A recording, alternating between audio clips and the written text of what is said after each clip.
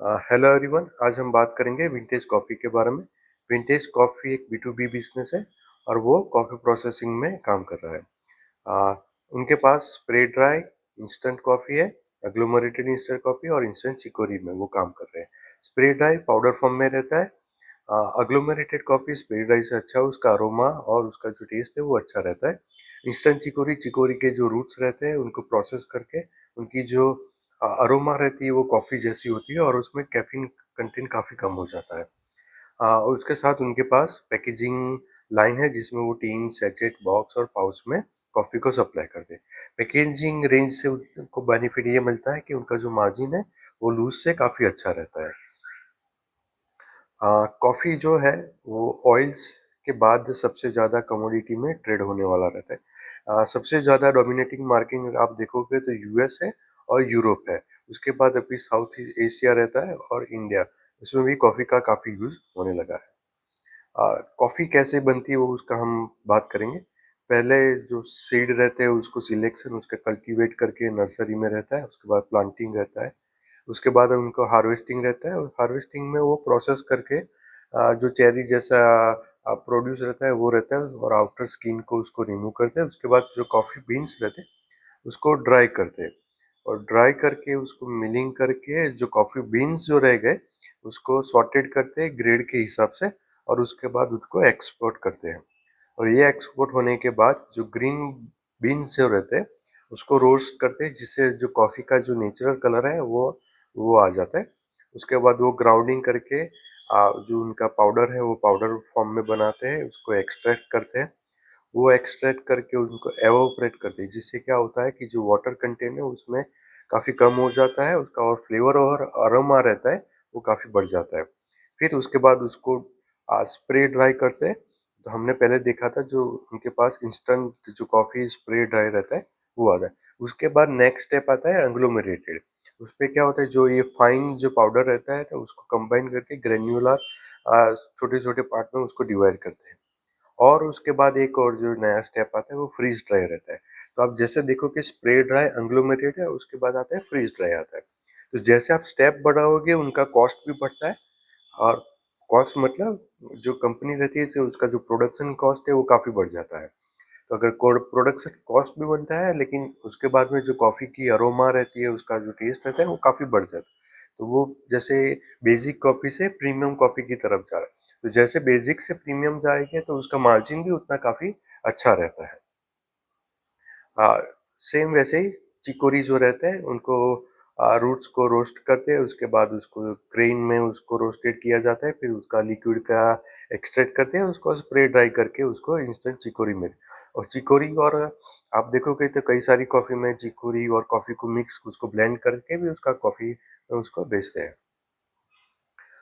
अभी vintage coffee की production आप कैपेसिटी देखते हो तो क्या है कि उनको जो स्प्रेड है एंग्लोमेरेटेड जो कॉफ़ी है उसकी 6500 मेट्रिक टन पर ईयर की कैपेसिटी है।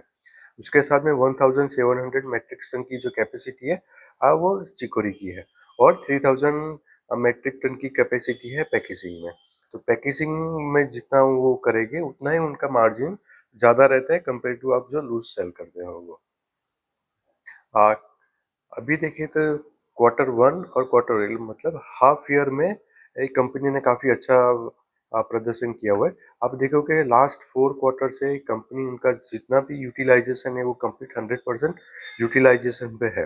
अगर कंपनी 100% यूटिलाइजेशन करते हैं और तो कंपनी के पास क्या हो जाता है उसको स्केल में और कैसे उसको बढ़ाए। तो कंपनी अभी क्या कर रही है कि जो अभी 4500 मेट्रिक टन का और कैपेसिटी ऐड कर रहे हैं जो दिस ईयर एंड में वो स्टार्ट हो जाएगा।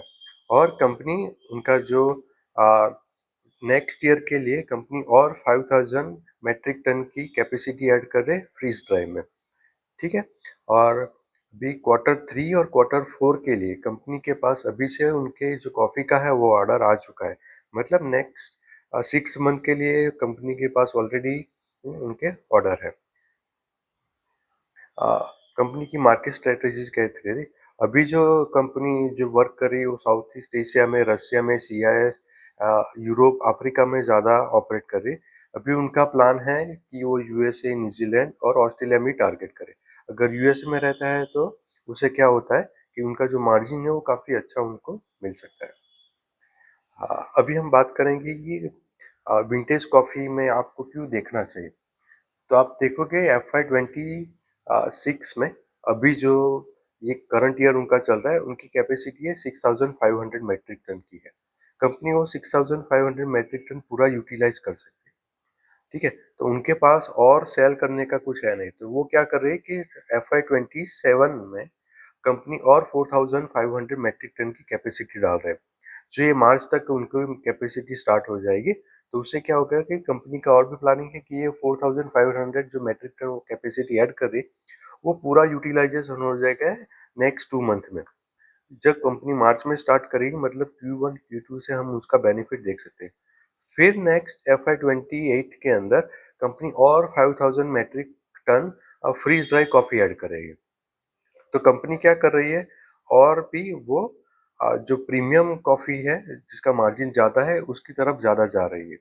तो उसके हिसाब से हम देखते हैं कि FY26 का हम अगर उसका अनुमान लगाते हैं तो टोटल जो वॉल्यूम वो कर सकती है 571 करोड़ कर सकती है।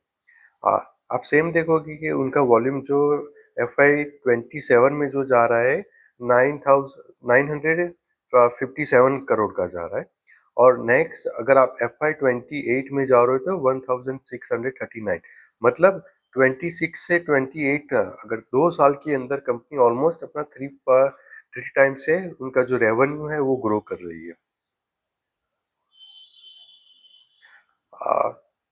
कंपनी का जो कंट्रीब्यूशन है वो कैसे, पहले कंपनी क्या कर रही थी, 40% जो उनका रहता है वो स्प्रे ड्राई रहता है, और 55% जो अग्लोमेरेटेड रहता है।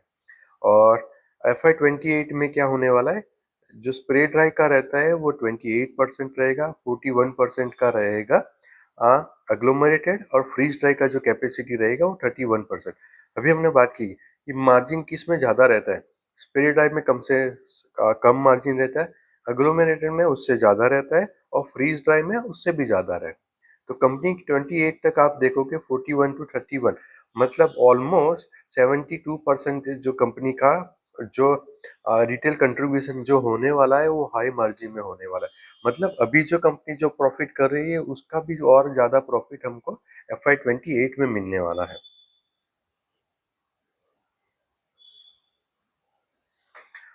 अभी आप देखोगे FY26 में कंपनी अराउंड 80 करोड़ का प्रॉफिट कर सकती है। जैसे ही सेल बढ़ता है तो कैपेसिटी यूटिलाइजेशन होगा, तो नेक्स्ट ईयर कंपनी का प्रॉफिट 130 करोड़ हो सकता है, और उसके नेक्स्ट ईयर 28 में आप देखोगे फ्री स्ट्राइक का भी और ऐड होगा, तो कंपनी 220 करोड़ के आसपास प्रॉफिट कर सकती है।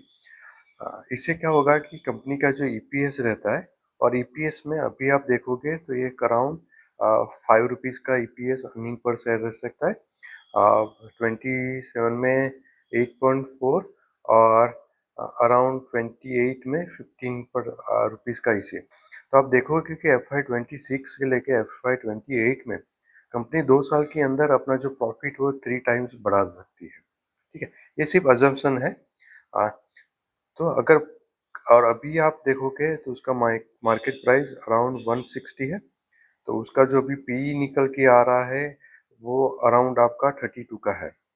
ठीक है, सेम अभी हम समझते हैं कि कंपनी 28 में अगर 15 रुपीज़ का वो प्रॉफिट कर सकता है ईपीएस, अगर उनका पी भी उस टाइम पे अगर हमको 30 का पी मिलता है, तो ऑलमोस्ट स्टॉक यहाँ से 3 टाइम होने का भी चांसेस रह सकता है।